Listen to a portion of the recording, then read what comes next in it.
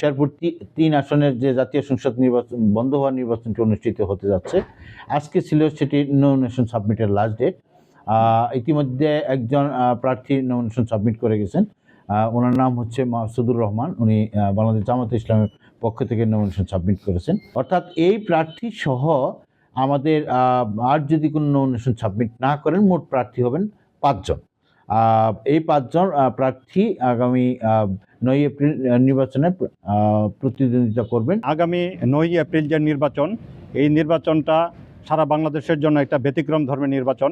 আপনারা জানেন শেরপুর ৩ আসনের ইতিপূর্বে যিনি প্রার্থী ছিলেন মরহুম আলহাজ নুরুজ্জামান বাদল ভাই, আমি ওনার আপন ছোট ভাই, আমি আসলে ওনার ছায়ার সঙ্গী হিসাবে দীর্ঘদিন কাজ করেছি। সুতরাং নির্বাচনের যে মাঠ পর্যায়ে যে কাজ সেই সম্পর্কে আমি অবগত আছি অনেকটাই।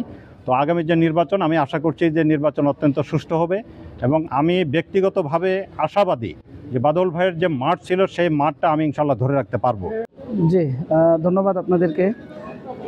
শেরপুর ৩ ঝিনাইগাতি শ্রীবর্দী আসনের উপনির্বাচন, আমরা আমাদের প্রার্থী আলহাজ মাসুদুর রহমান ভাইয়ের মনোনয়নপত্র আমরা সাবমিট করেছি। ইনশাল্লাহ আশা করছি আমাদের মনোনয়নপত্রটি যাচাই বাছাই শেষে বৈধ হবে। আমরা সকল প্রসিডিওর মেনটেন করে আমরা আমাদের মনোনয়নটি জমা দিয়েছি। নির্বাচনের জন্য আমরা শতভাগ প্রস্তুত আছি। কিছু আশঙ্কা আমরা কিছু কিছু জায়গা থেকে ফিল করছি। সেটা হচ্ছে যেহেতু একটি দলীয় গভর্নমেন্ট এখন হোল্ড করছেন, সেহেতু এই নির্বাচনটি ইলেকশন কমিশনের আন্ডারে হলেও আমরা কিছু কিছু জায়গায় কিছু কিছু শঙ্কা পাচ্ছি